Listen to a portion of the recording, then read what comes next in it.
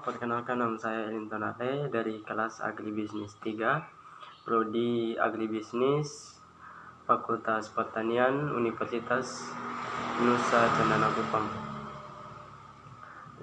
Dalam video ini saya akan melakukan pengamatan tentang hama-hama yang merusak tanaman, yaitu tanaman cabai dan pare atau peria. Tumbuhan atau buah cabai adalah anggota genus Capsicum. Buahnya dapat digolongkan sebagai sayuran maupun bumbu, tergantung bagaimana digunakan. Sebagai bumbu, buah cabai yang pedas sangat populer di Asia Tenggara sebagai penguat rasa makanan. Dalam pertanian, hama adalah organisme pengganggu tanaman yang menimbulkan kerusakan secara fisik.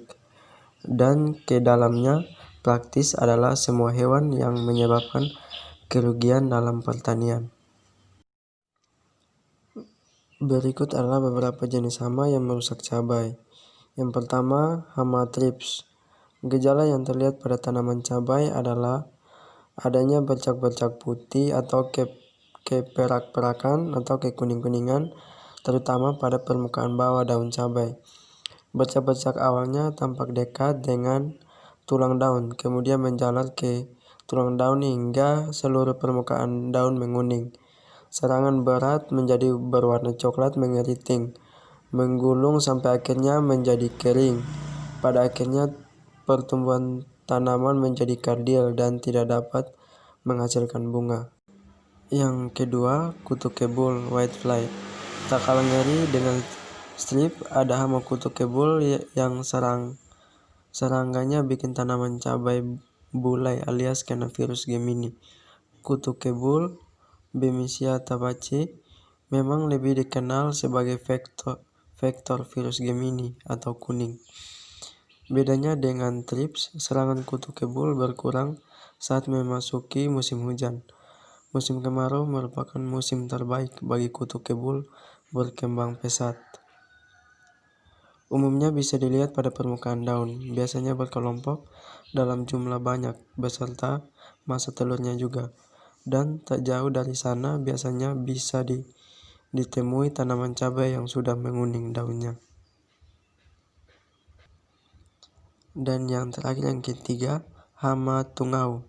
Hama tungau yang biasa menyerang tanaman cabai ialah tungau kuning, Polyhagotarsonemus latus, dan tungau merah, Tetranychus sp.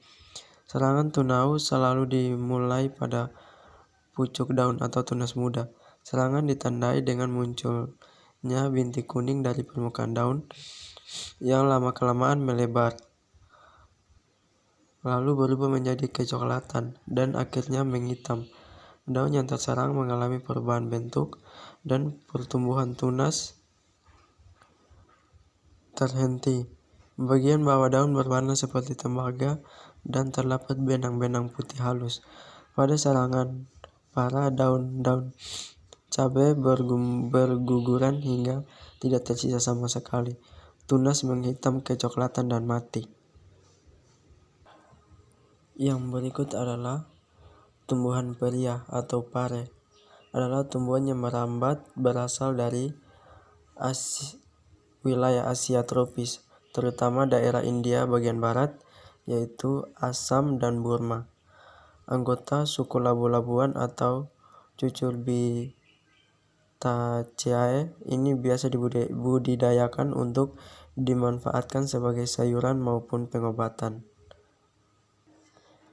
Pare dapat dikonsumsi secara langsung sebagai lalapan atau bisa juga diolah seperti tumis, oseng-oseng, dan sayur pare yang dikombinasikan dengan bahan makanan lain. Hama adalah hewan pengganggu tanaman dengan cara memakan tanaman. Berikut beberapa hama yang sering menyerang tanaman pare. Yang pertama, ulat gerayak, pemakan daun tanaman pare. Ulat gerayak atau ulat daun merupakan hama paling besar yang dapat menyerang tanaman pare. Walaupun serangan hama ini tidak terlalu banyak seperti pada tanaman alpokat atau tanaman jambu biji, namun ulat gerayak bisa menjadi hama yang berpotensi merusak tanaman pare. Dengan memakan bagian daun ketika malam hari, pada siang hari ulat akan bersembunyi di dalam tanah.